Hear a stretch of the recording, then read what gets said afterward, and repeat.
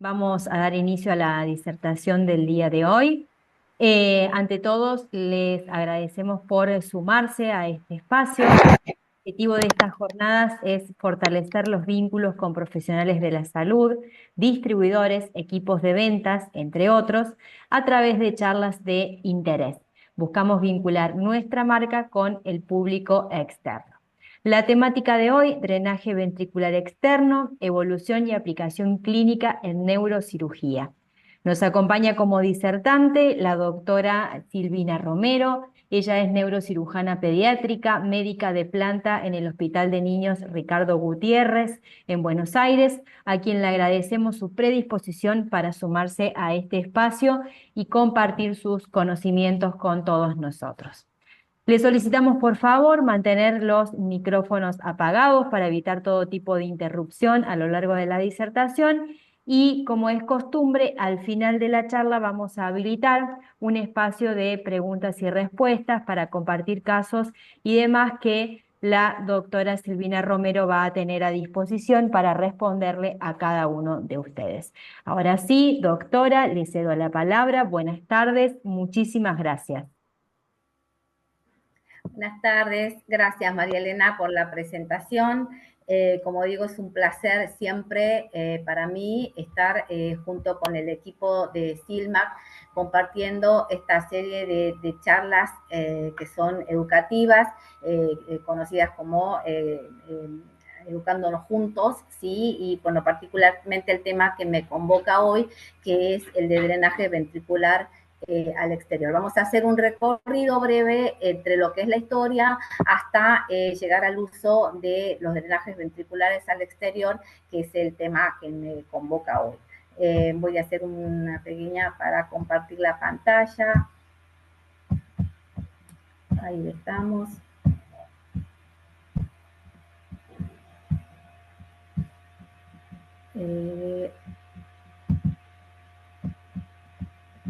Bueno, quería preguntar si se ve bien, si ya lo están viendo.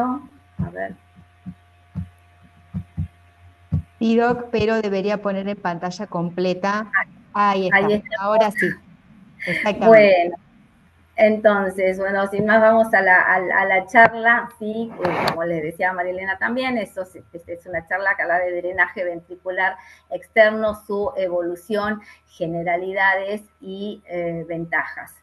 El objetivo de esta charla es, como les decía, describir un poco los primeros drenajes externos utilizados en la práctica neuroquirúrgica hasta su evolución actual. Y digo que es importante hacer el recorrido en la historia desde los albores del inicio de la práctica médica, solamente para entender cuál era el pensamiento del hombre en los inicios de la medicina, cuál era la línea de pensamiento, los detonantes, los disparadores que les surgían en el uso tan rudimentario en ese momento, pero que les permitió ir avanzando, digamos, hasta llegar a los sistemas de drenaje que conocemos en la actualidad. Simplemente, ¿y por qué es importante? Porque es la misma motivación que nos une ahora, ¿sí? En pleno siglo XXI, con el advenimiento de nuevas técnicas quirúrgicas, con el avance de la ciencia, con la aparición de las biotecnologías, las bioingenierías y demás. Hoy estamos parados en una etapa tan lejana que nos parece viendo la historia, pero que es importante, y la motivación del hombre sigue siendo la misma. Otro de los objetivos es reconocer la eficacia del uso de un sistema cerrado de derivación ventricular externa en la prevención de infección o reinfección del líquido cefalorraquídeo. Y como último, reconocer las características especiales de nuestro sistema de drenaje ventricular externa, SILMAC, que es el DB Plus 130, del que vamos a hablar hoy.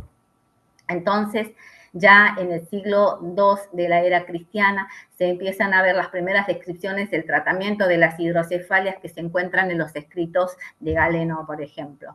En el periodo conocido como el Bajo Imperio Romano, entre los siglos III y IV, Antilo de Alejandría perfecciona una técnica quirúrgica, como para llamarla de alguna forma, en donde realizaba incisiones pequeñas en la piel, 2 o 3 centímetros aproximadamente, que dejaban abiertas por 3 días y permitían la salida espontánea del líquido cefalorraquídeo cefalorraquídeo para luego terminar las curaciones con emplastos o suturas. Entre los siglos V y VI de la era cristiana, Aecio de Amida también realiza incisiones en la piel, dejando telas de lino interpuestas en el medio y terminando con un vendaje compresivo. Es curioso que él describe también ahí en sus escritos que este tratamiento debe hacerse en forma intermitente para evitar los desmayos, entre comillas, que estaríamos hablando de lo que hoy conocemos como efecto hipotensivo por sobredrenaje del líquido cefalorraquídeo. Pero él ya en ese tiempo describe que es importante hacerlo en forma intermitente. En el periodo turco-otomano, un maravilloso cirujano que se llama Sarafedin Sabuncuoglu, un médico militar, seguidor de Abul Qasis, tremendo cirujano. Él tiene varios escritos y un libro, de hecho, publicado que se llamaba Técnica Quirúrgica del Imperio. En ese libro él realiza la descripción del primer caso de drenaje ventricular al exterior recogido por la literatura médica. No solamente tiene casos de drenaje ventricular, sino de otras patologías neuroquirúrgicas también de excelencia y avanzada para la época. Entre los siglos ya XVI y XIX, el concepto de la hidrocefalia se hace mucho más conocido por el interés por la anatomía a través de la disección cadavérica. Recordemos que antes las disecciones cadavéricas en humanos estaban prohibidas, pero con Da Vinci y Vesalio, que fueron los precursores en esta, pudimos conocer ya en exactitud la anatomía humana, con lo cual también las técnicas, los manejos estaban totalmente, fueron totalmente diferentes. En 1769, Hildano realiza la primera punción ventricular percutánea con fallecimiento posterior del paciente. Esto, ¿no? Concomitancia, en 1744, Nicolas Lecat, que era un urólogo de la Universidad de Rávena, desarrolló un instrumental quirúrgico especializado para la cirugía urológica, y entre ellos diseña una cánula, que es esta que se ve acá, perdón, especialmente diseñada para el drenaje ventricular. Aplicó este procedimimiento de forma intermitente en un recién nacido que logró sobrevivir durante 5 días. Es importante hablar de Nicolas Lecat porque cambiando instrumental y con el advenimiento de nuevos instrumentales, una técnica que todavía se sigue usando en los pacientes neonatológicos, en donde por su condición o por su tamaño o por su patología concomitante es imposible colocar un drenaje ventricular o colocarle una derivación ventrículo-peritoneal. La punción percutáneo o transfontanelar para evacuación de líquido cefalorraquídeo es una técnica que seguimos usando en la actualidad. A finales del siglo XIX, el desarrollo de la anestesia y los métodos de asepsia y antisepsia contribuyeron a unas mejoras significativas en las técnicas de punción y drenaje ventricular. Ya en 1911, o sea, en los albores del siglo XX, Krauss diseña una cánula de plata para punción ventricular, precursora de las agujas que conocemos actualmente para punción lumbar y catéteres que utilizamos en la actualidad. En 1939, Thorkildsen utilizó catéteres de goma y llevó a cabo la primera derivación ventrículo-cisternal. Como para entender un poco la técnica, esto son estas 6 figuras que le voy a mostrar. Esto es el paciente que está visto desde la parte posterior. Realizaba una incisión sobre la línea media suboccipito cervical. ¿Sí? Se hacía la apertura de los planos y en concomitancia realizaba un orificio de craniectomía a este nivel, que es el nivel parietal posterior, por donde a través de este orificio entraba una cánula de goma en donde llegaba hasta el ventrículo. Esto producía la salida de líquido cefalorraquídeo. Esta goma que se ve acá la pasaba en forma, digamos, por subcutánea, o sea, por debajo de la piel, como se ve en esta figura, hasta exteriorizarla a nivel de la cisterna. Y con una incisión pequeña introducía el otro extremo de la cánula a nivel de la cisterna magna, que entonces quedaba totalmente internalizado el sistema desde el ventrículo hacia la cisterna magna. Entonces se llamaba derivación ventrículo cisternal para manejo de la hidrocefalia. Los avances en ingeniería militar durante la Segunda Guerra Mundial permitieron el desarrollo de la silicona, que es un material con mayor biocompatibilidad en comparación con la plata, la goma, el látex, etc. Y a partir de entonces, todos los esfuerzos en el tratamiento de la hidrocefalia se centraron en diseñar un sistema que sea controlado, que sea cerrado, antiséptico y sobre todo capaz de prevenir el temido sobredrenaje de líquido cefalorraquídeo. Entonces, como les decía, por eso es importante hacer una pasada sobre la historia para poder entender cuál era la motivación del hombre en los albores de la medicina y entender que es lo mismo que nos motiva en la actualidad, ¿sí?, a seguir avanzando. Este pasaje en la historia, así rápido y fugaz como vimos, nos permitió llegar a lo que es lo que conocemos un sistema de avanzada de un sistema de drenaje ventricular al exterior.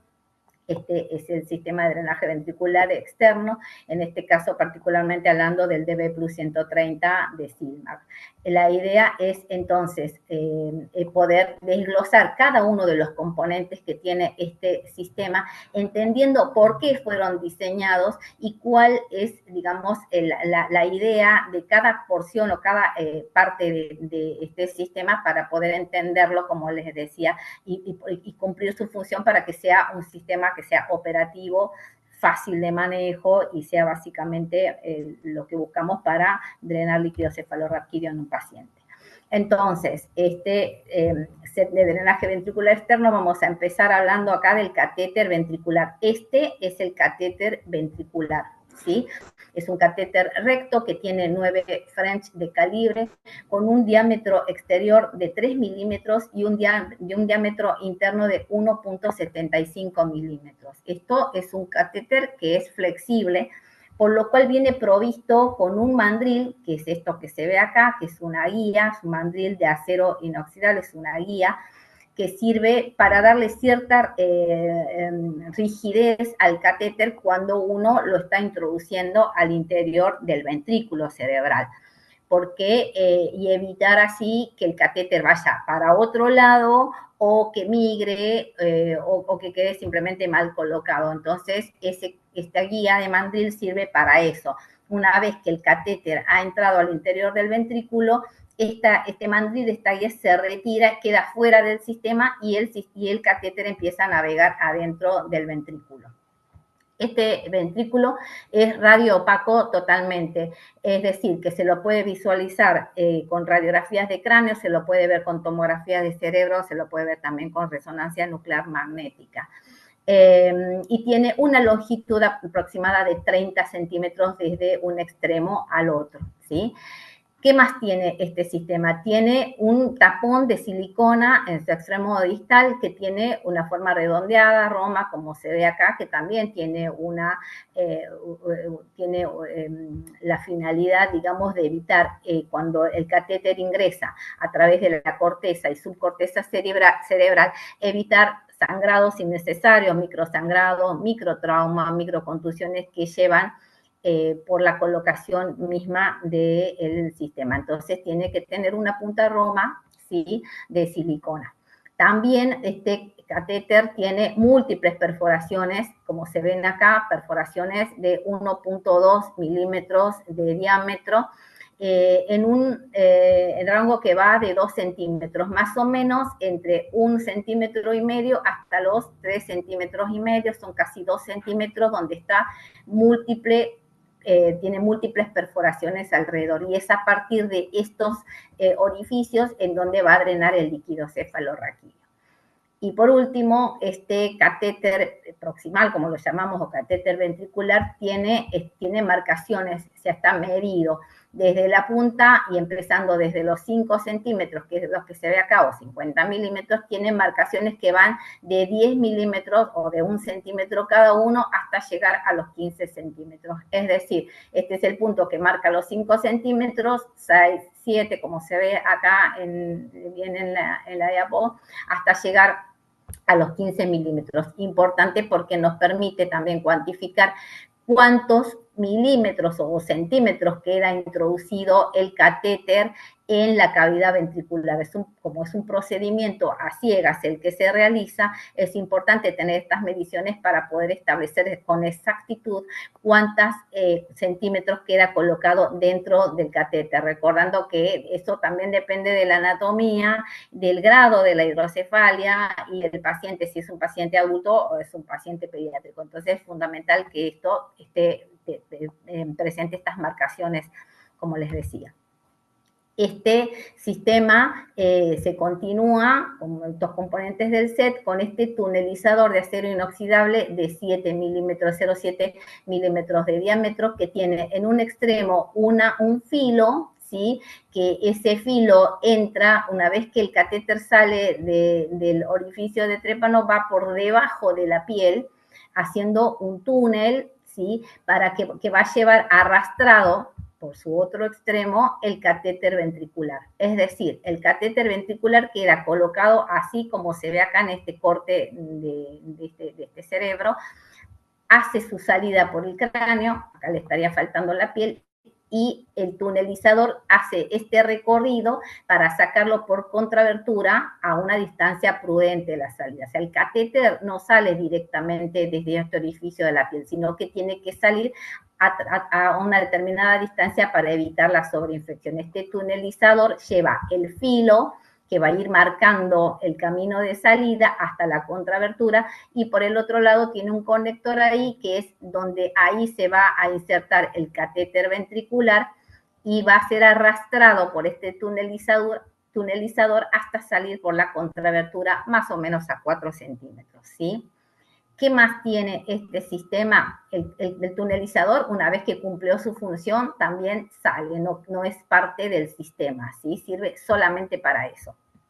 También tiene un conector Luer-Lock hembra y tiene también un extremo macho que sirve, que es este que se ve acá, que este sirve para conectar al catéter ventricular. Es decir, el catéter ventricular sale, a través pasa por el subcutáneo, y una vez que sale por la piel queda, ¿sí?, conectado con este conector Luer-Lock, y tiene 2 aletas fijadoras que se ven acá para hacerle puntos y que quede sujeto a la piel, y evita que el catéter ventricular, que es el que sale por acá, se desplace, ¿sí?, se salga de su posición, ¿sí?, o quede totalmente al exterior, como puede pasar o ha pasado alguna vez. Este es el catéter, como ya lo habíamos nombrado, que tiene las múltiples perforaciones, el tapón de silicona y demás. Otro componente importante es la aleta antiacodamiento. Esto tiene una posición estratégica dentro del sistema. El catéter ventricular que sale, esto es corteza craneal, esto es hueso, hace una curva cuando empieza su trayecto subcutáneo por debajo de la piel, ¿sí?, en donde se coloca esta aleta antiacodamiento, que evita, ¿sí?, el acodamiento justamente, y evita que esto genere una dificultad al pasaje del líquido cefalorraquídeo. Entonces, esta es la posición que tiene la aleta antiacodamiento, que está encima, queda colocada por encima del hueso, ¿sí?, y por debajo de la piel, como para que se entienda. Otro de los componentes es el conector ENI, que es este que estoy marcando acá, que sirve para tomar muestras de líquido cefalorraquídeo. Recordemos que este es un sistema totalmente cerrado, el drenaje ventricular al exterior, y si uno quiere hacer un control de líquido cefalorraquídeo y necesita tomar alguna muestra, sirve para tomarla desde este punto, ¿sí?, evitando abrir el sistema de alguna manera. Y tiene también una válvula antirretorno que evita el reflujo del líquido cefalorraquídeo. Esto se complementa entonces con una bureta rígida, que es esta que estoy marcando acá, que tiene una capacidad de 150 mililitros, que le permite valorar la cantidad exacta de líquido que sale y se drena en una determinada cantidad de tiempo, como por ejemplo puede ser una hora, ¿sí? O las que quiera valorar el operador o el neurocirujano. Tiene también esta bureta rígida, tiene un indicador de presión, que es esta que se ve aquí, ¿sí? Y tiene un filtro hidrofóbico y antibacterial. Este indicador de presión, junto con el punto cero que marca esta regla graduada, que ya la vamos a ver en la próxima imagen, se utilizan en conjunto para nivelar el set, ¿sí? Es decir, que la bureta desciende hasta llegar al que el indicador de presión marque cero, marca el punto cero, y ahí el líquido empieza a caer en el interior de la bureta por diferencia de presiones, y de esta manera queda el set nivelado y listo para usar. Entonces, esto sería una vista del sistema de drenaje ya conectado, sacando el catéter ventricular. Es decir, después del catéter ventricular, que ya lo hemos visto, tiene un alargador de PVC que tiene un conector Luer-Lock macho-hembra para anular el flujo de líquido cefalorraquídeo. Acá también tiene un cierre cocodrilo y tiene una tercera llave de 3 vías que cumple la misma función. O sea que tiene múltiples formas de cerrar el drenaje, ¿sí? Para evitar la salida del líquido o cuando queramos utilizar para o tomar muestra o poner medicación o lo que sea. Esto se continúa con una tubuladura, que es la que estamos marcando acá, hasta llegar a la entrada a la bureta rígida, ¿sí? Acá empieza el goteo de líquido cefalorraquídeo y acá es donde se cuantifica la cantidad de líquido que va drenando. Esta bureta está puesta sobre una regla graduada, que si ustedes ven acá tiene una canaleta. Esta bureta es móvil, es decir, que la podemos desplazar hacia arriba y hacia abajo para poder nivelar con este nivelador de presión la altura que nosotros le querramos dar respecto al punto cero de la salida del líquido cefalorraquídeo, ¿sí? Esta bureta se continúa con una llave de 3 vías, también tiene un Luer-Lock macho-hembra, y esto se conecta a las bolsas de recolección, que tienen una capacidad de 800 mililitros, con también un conector Luer-Lock y un clip de cerrado para control del drenaje. Y es a partir de este punto en donde, cuando la bolsa está llena, el operador puede abrir de este punto o simplemente con guantes estériles para evacuar el líquido cefalorraquídeo. Esta regla medidora, que se ve acá en su totalidad, tiene 2 sistemas de medición, tiene 2 unidades de medición. En esta columna verde que se ve acá se puede medir la presión del líquido cefalorraquídeo en centímetros de agua o en milímetros de mercurio, como se mide acá en la columna azul. Y por último, tiene una abrazadera ajustable extra que sirve para darle mayor fijación hacia el palo, juntamente con este cordón que le va a dar también la altura. La abrazadera ajustable le sirve también para darle mayor punto de fijación al palo que va al lado de la cama del paciente y evitar que la bolsa o todo el sistema se desplace o se deslice, ¿sí? Por algún accidente. Para hablar un poco entonces de la técnica quirúrgica, para entender cómo, un poco por qué el uso de este drenaje. Esto elegí 2 cortes, esto es de una tomografía, esto es de una resonancia, en donde se ve la dilatación del sistema ventricular, en esto que se ve acá en oscuro, en negro, eso se llama una hipodensidad de líquido cefalorraquídeo, donde se ve algo de edema y demás, y esto así es como se ve en una resonancia. Y la tercera es simplemente para ver cómo se ve una resonancia en donde el sistema ventricular es normal y esto donde están totalmente dilatados, o una hidrocefalia. Para la técnica quirúrgica es importante, primero, recalcar que la colocación de un drenaje se tiene que hacer en quirófano, ¿sí? Y teniendo en cuenta los puntos craniométricos para poder entrar bien al sistema ventricular. Es un procedimiento a ciego, entonces tenemos que los puntos tienen que estar bien marcados para evitar caer en cualquier lugar que no sea el ventrículo, que eso es el peor error del neurocirujano. Entonces marcamos lo que se llama el punto de Kocher, Estas son las referencias anatómicas. El paciente va colocado en una posición de cúbito dorsal con el nasion al cenit, es decir, apuntando hacia la nariz, hacia el techo, hacia el cielo, ¿sí?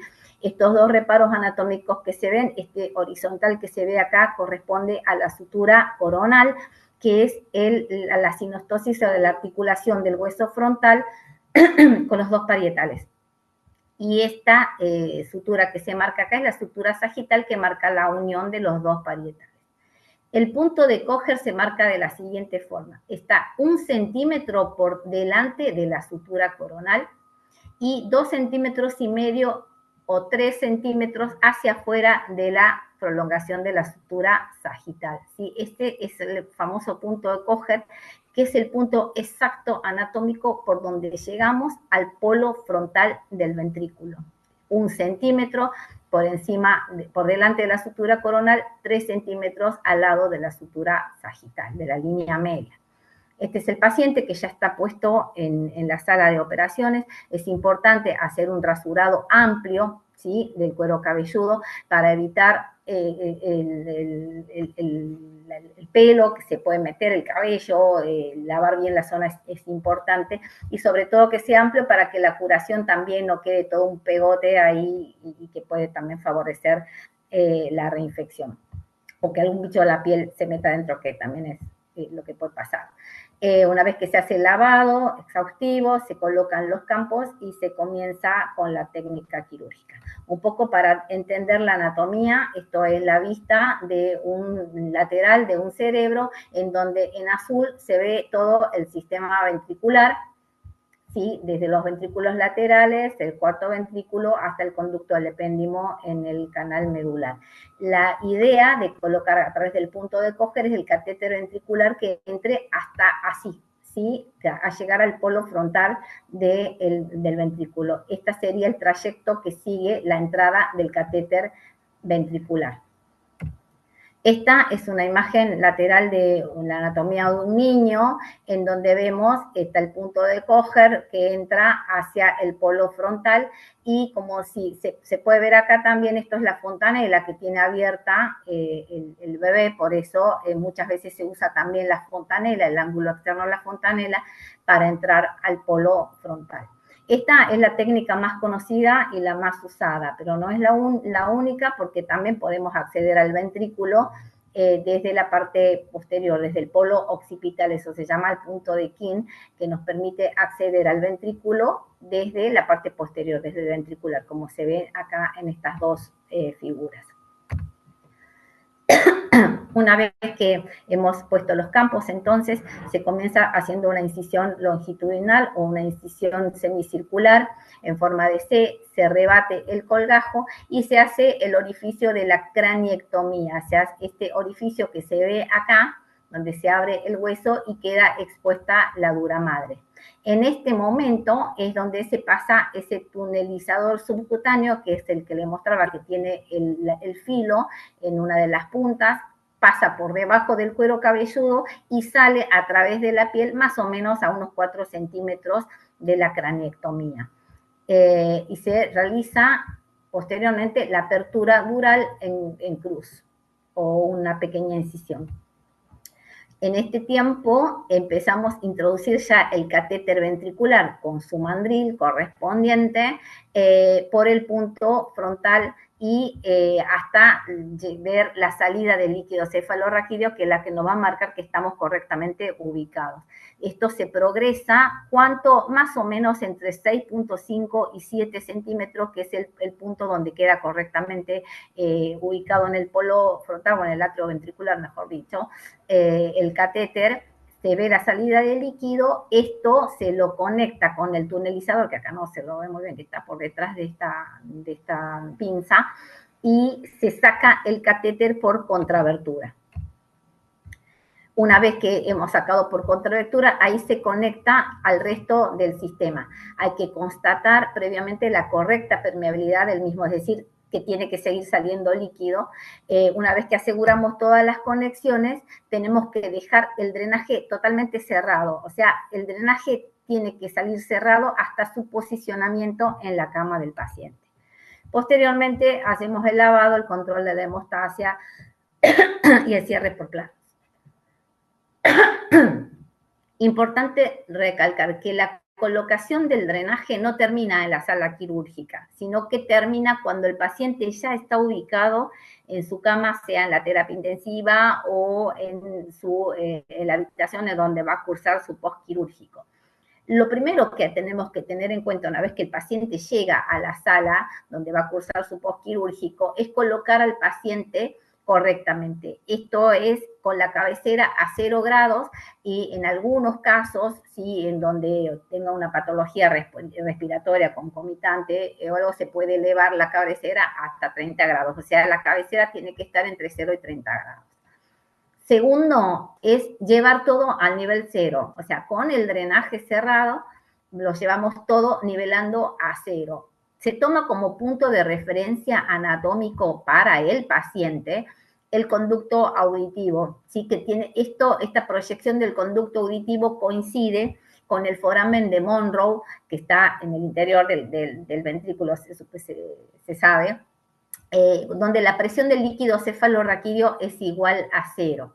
Recordemos que la presión normal del líquido cefalorraquídeo es de 10 a 15 centímetros de agua, pero a nivel del foramen de Monroe la presión es igual a 0.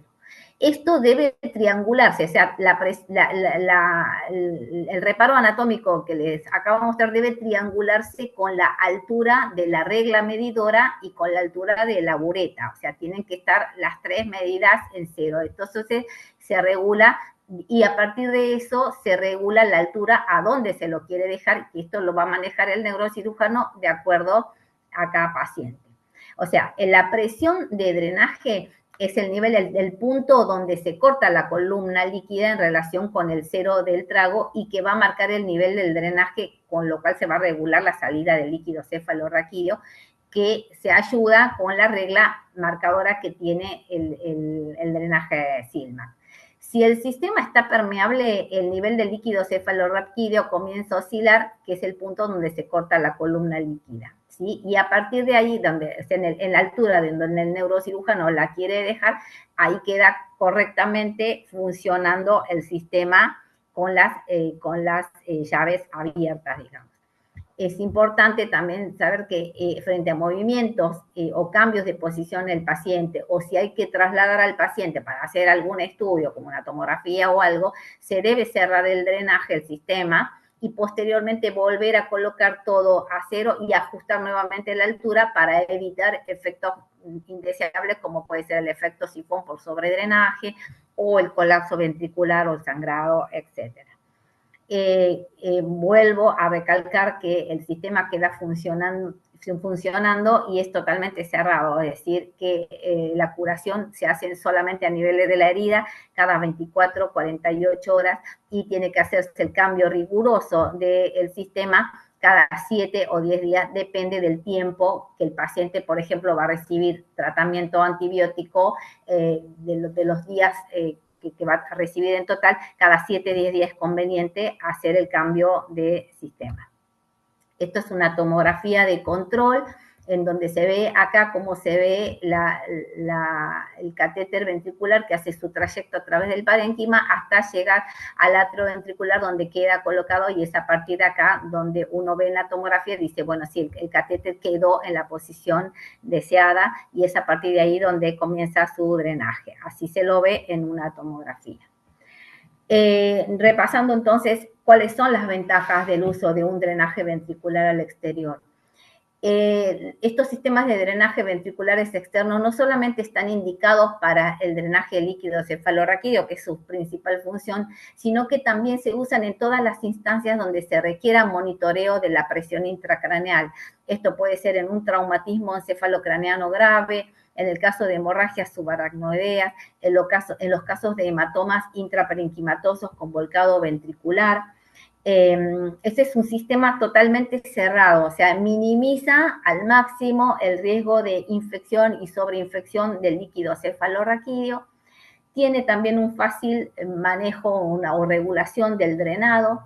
Este conector ENI que les marcaba anteriormente permite la toma de líquido cefalorraquídeo o la instalación de medicación por fuera de la tubuladura, y tiene también una válvula antirretorno para asegurar la eficacia y el control de la misma. Y por último, y no menos importante también, que tiene un fácil manejo y lectura.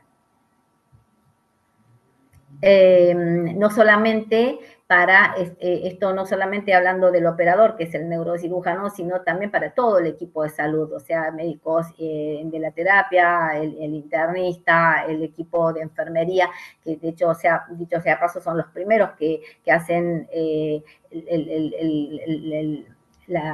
el control del paciente y son los primeros en informar al médico algún cambio, ya sea en los niveles de presión o en las características del líquido. Entonces es importante que todo el equipo de salud conozca cómo funciona un drenaje externo, cuáles son, digamos, los puntos débiles y los fuertes, como para poder informar en el caso que lo necesiten. Así que bueno, eso es todo, espero que haya servido. No sé, María Elena, si querés que pasemos a las preguntas o querés hacer alguna observación. Muchísimas gracias, doctora. La verdad que excelente la presentación, muy claro todo. Ahora sí, si les parece a todos los presentes, abrimos el espacio de preguntas, consultas o exposición de casos para que la doctora brinde las respuestas. Si alguien quiere abrir micrófono, lo puede hacer, no hay ningún inconveniente, y si no, en el chat nos van dejando las preguntas. Doc, ahí si quiere ya dejar de compartir la pantalla para que Ahí la sí, veamos voy a a ver usted. si ahí Bien, estamos. excelente, ahí estamos. Sí, sí, Perfecto. bien. ¿Alguien que quiera hacer alguna consulta?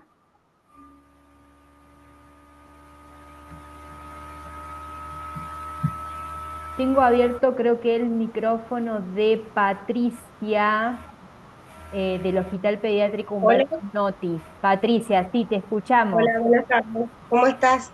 Bien, ¿vos? Eh, Muchísimas gracias por hacerme participar, por poder participar, por la disertación.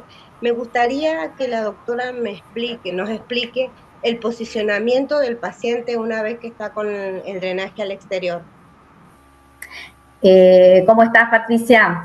Sí, es importante, como decía, la posición del paciente una vez. La cabecera, en lo ideal, tiene que estar a 0 grados, es decir, sin almohada, sin nada, el paciente en el decúbito dorsal total a 0 grados. Y desde ese punto regular todo el sistema cero y después levantar la bureta para darle la presión que el neurocirujano le quiera dejar. En algunos casos particulares, vos, por lo que veo, estás en un hospital pediátrico, el catéter, en algunos casos los pacientes tienen patología respiratoria, por ejemplo, concomitante, en donde es imposible dejarlo, o tienen reflujo, por ejemplo, en donde es imposible dejarlo a 0 grados. Entonces, en estos casos se puede sobrelevar la cabecera a 30 grados. Y una vez que está sobrelevada la cabecera a 30 grados, a partir de esos 30 grados se regula todo el sistema nuevamente, ¿sí? O sea, eso depende de la patología, pero lo ideal es a 0, entre 0 y 30 grados. Esa es la posición del paciente. No sé si es Bueno, lo que tenías. está bien, muy amable. Yo he estado 17 años en quirófano, entonces el procedimiento quirúrgico, pero bueno, me gustaba ver la parte externa cuando ya están en sala. Claro, porque Muchísimas vos gracias. en el quirófano o sea, se coloca todo el sistema y sale todo el sistema todo cerrado. Y es Claro. en la sala donde empieza uno a colocar el paciente, colocar la tubuladura, regular la altura, etcétera. Sí. Bueno, muy amable, muchísimas gracias. Por favor, Patricia. Gracias, Patricia. Rubén Miranda, te escuchamos. Veo ahí que tenés la mano levantada. Sí, hola, ¿qué tal? Buenas tardes. ¿Cómo está ¿Cómo María, estás? doctora? ¿Cómo le va? ¿Cómo va, Rubén? Quería hacer, yo soy Rubén Miranda de acá de Comercial de RZ Distribuciones del Noroeste. La consulta era con respecto a la placa que vi que decía cambio riguroso del sistema cada 7, 10 días. ¿Sería cambio de todo el sistema externo, digamos, o también se cambia internamente el catéter implantado? Claro, gracias por la pregunta, Rubén. Sí, esto depende, el sistema de drenaje es un sistema, digamos, que no queda para siempre. Se usa cuando el paciente, por ejemplo, que tiene una hidrocefalia, tiene un sangrado, hasta que el paciente solucione su sangrado y el líquido quede normal, tiene que estar derivado al exterior. O en el caso de que un paciente tenga una infección del líquido cefalorraquídeo, que una pioventriculitis, mientras dure el tratamiento antibiótico, el paciente tiene que tener el drenaje, digamos, al exterior. Si, por ejemplo, el paciente tiene un tratamiento antibiótico que dure 21 días o 28 días, como pasa en algunos casos, ese catéter no puede estar puesto los 21 días que dura el total del tratamiento antibiótico, ni los 28, ni los días que duren. Entonces, cada 7 a 10 días se va cambiando el catéter. El catéter se cambia todo, la totalidad. Es decir, el catéter ventricular se usa todo un sistema nuevo. Y es más, se va variando de un lado al otro. Es decir, si se entró por el polo frontal derecho, en el próximo recambio se abre un polo frontal izquierdo. Y así se va cambiando uno tras otro hasta llegar a cumplir el tratamiento total antibiótico, en donde el paciente va a estar en condiciones de colocarse una válvula, por ejemplo. Bien, bien. O sea que no se repite el mismo lugar tampoco, por lo No, que de tengo hecho se entendido. van cambiando, sí, se va cambiando porque es un lugar donde está sucio, en teoría. Bien, bien, Una bien, vez se que se entiende. cambia, pasa a un lugar más limpio. Bien, muchas gracias, doctora. Por favor, Rubén. Gracias, Rubén. Si alguien más quiere abrir el micrófono, en el chat yo no tengo ninguna consulta.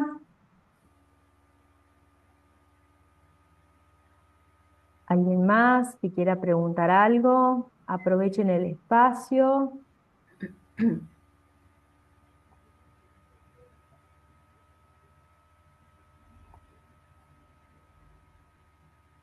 Bien, doctora, por lo que veo no hay ninguna otra consulta. Igualmente, todo el mundo tiene a disposición nuestro contacto para poder consultarnos. Si surge alguna consulta después de un tiempo, nosotros nos comprometemos en derivarlo con usted para que le pueda dar respuesta. A ver, acá surgió una en el chat, dice Katia Sosa, valores normales de presión, ¿cuáles eran? Los valores normales de la presión del líquido cefalorraquídeo es en el adulto de 10 a 20 milímetros de mercurio, en el niño de 10 a 15 milímetros de mercurio. Esos son los valores normales. ¿Sí? Esto de nivelar a cero, que decíamos en la técnica quirúrgica, es una proyección que se toma anatómica del foramen de Monro, que está a la altura del conducto auditivo. Esto equivale al punto cero de la presión del líquido, pero normalmente el líquido, una persona que está activa, que camina, que hace su vida normal, está entre los 10 y los 15 milímetros de mercurio, más o menos. Gracias, doctora. Bien, muchas gracias, nos dice Katia. Rubén pregunta, ¿se usa en casos de neonatales aparte de pediátricos y adultos? Qué buena esa pregunta que me hace Rubén, porque en general no tiene la indicación precisa en el neonato, justamente porque el paciente tiene muy bajo peso, ¿sí? Los sistemas terminan siendo pesados para el paciente, y teniendo en cuenta que tiene una fontanela todavía permeable, el neonato se maneja en primera instancia con punciones transfontanelares, es decir, con la aguja de punción se entra a través de la fontanela para poder sacar el líquido cada vez que el paciente lo necesite, es decir, cuando la fontanela esté llena o se hace fiebre y demás. Entonces, evitamos. En algunos casos puntuales, en donde el paciente necesita que todos los días se esté punzando, o varias veces por día hay que punzarle la fontanela para sacar líquido, que puede pasar en algunos casos, en ese caso sí se coloca un drenaje ventricular al exterior, porque la punción reiterada también termina siendo desaconsejable por la sobreinfección que le puede provocar al paciente. También hay otra técnica, que es la colocación de un drenaje que queda conectado con un botón que se llama conector de drenaje Rickham, que es a partir de ahí donde se hace punciones. Pero en primera el neonato se maneja la punción transfontanelar. Si no se puede o porque necesita muchas punciones o diarias o varias en el día, ahí sí se coloca el drenaje ventricular. En pediatría sí, totalmente usado. Bien, gracias, doctora. Hola, ¿qué tal? Buenas tardes. Santiago, ¿cómo estás? Te escuchamos. Bien, estamos. De la provincia de Salta. Por ahí, en algunas eventualidades, como la recomendación de la doctora es que cuando se llevan a cabo los traslados de este tipo de paciente, uno tiene que cerrar el drenaje, ¿sí? Eh, Ocurrieron eventos, digamos, cuando el paciente regresa, por ahí no le abren el clamp. Eh, ¿Hay alguna recomendación posterior a cuando uno se da cuenta de que eso está cerrado, de que nadie lo había abierto, como para evitar alguna complicación en el paciente? ¿Se debe hacer de forma inmediata o de manera intermitente? Esa es una de las preguntas. Y la segunda, que llegué un poquito tarde a la clase, es la limpieza donde está inserto el catéter. Muchas veces se despegan las cintas o ocurre esto de que no se adhiere tan bien al cuero cabelludo. ¿Cómo deberíamos hacer la limpieza de esa zona, digamos, para volver a cubrirlo? Bien, con respecto, Santiago, a la primera pregunta, sí, como habíamos dicho, cualquier movimiento que se haga, sea o incluso para bañar al paciente o para sentarlo, para darle de comer y demás, la primera indicación es cerrar el drenaje. Porque ha pasado que también trasladando al paciente queda la tubuladura dada vuelta, se moja el filtro que tiene y bueno, termina siendo un desastre total con la posibilidad de sobreinfección y demás. O sea, una vez que el paciente regresa, por ejemplo, de hacerse un estudio como una tomografía, lo primero que tenemos que hacer es posicionarlo, ¿sí? O sea, es volverlo a colocar en la cama, volver a nivelar todo a cero, es colocarlo con la cabecera a 0 grados o a 0 grados o a los 30, lo que necesite, y a partir de ahí nivelar todo el sistema, llevarlo todo a cero y darle la altura que el neurocirujano ya dejó indicado, o el mismo neurocirujano lo hace, o personal médico o de enfermería también. Y abrir, ahí sí abrir, una vez que está posicionado el paciente y colocada la bureta en la posición que tiene que tener, ahí sí se abren las llaves para permitir el drenaje. Puede pasar que se cerró uno o se terminó de abrir, no se terminó de abrir todo y queda, entonces el paciente lo primero que va a hacer es empezar a dar síntomas, va a ser síntoma de hipertensión endocraniana. Va a empezar con la cefalea, con los vómitos, algunas veces comienza con la fístula, o sea, el líquido empieza a salir por el orificio que sale el drenaje de la piel y empieza a manchar las curaciones y demás. Eso es un síntoma que el catéter está tapado, cerrado. Entonces simplemente hay que abrir la llave, ¿sí? Y permitir que el líquido, vos vas a ver que el líquido empieza a gotear rápido al principio hasta que empiece gota a gota, pero se tiene que abrir al toque, el que se dé cuenta lo tiene que abrir directamente, siempre y cuando que esté todo posicionado, ¿no? Tiene que estar puesto a nivel. Una vez que está a nivel, abrís. Si alguien se lo olvidó o quedó sin abrir, simplemente el que se da cuenta, abrir el sistema y avisarle al médico por las dudas si está manchado, si hay fístula, en ese caso, para tomar líquido. Pero sí, la indicación es esa. Con respecto al tema de la curación, por eso hacíamos hincapié ahí en la técnica quirúrgica, que el rasurado tiene que ser amplio, porque el catéter sale por un orificio de contrabertura, ¿sí? Y son chicos que están muchos días internados con el catéter 7, 10 días puesto, entonces la curación hay que hacerla cada 48 o 72 horas. En ese caso la limpieza se hace en la herida quirúrgica y en el orificio de contrabertura, que son los dos puntos que hay que curar. Se hace con solución con iodopovidona o con el otro que no me acuerdo cuál es en este momento, pero se lo limpia y se hace una curación seca, en general dejando una gasa por debajo que acaba como un efecto de colchón donde está el drenaje y no quede apoyado directamente sobre la piel, y una curación por arriba. Nosotros en general como truco, una vez que curamos la herida, colocamos alcohol común alrededor donde se va, cosa que cuando se seque quede la cinta o el Tegaderm quede totalmente adherido y evitamos que se despeguen. En general las curaciones nosotros las hacemos con Tegaderm, también es transparente y nos permite ver si mancha la curación o no. pero una buena curación en enfermería o en la sala está determinada porque el neurocirujano haga un buen rasurado y una buena limpieza en el quirófano. Entonces de eso depende. Si está hecho con un poco espacio, además las curaciones van a ser, claro, seguramente más engorrosas y hay pelo que se mete y es muy difícil. Muchas gracias, doctora. Por favor. Gracias, Santiago. ¿Alguien más que quiera abrir micrófono para evacuar alguna duda?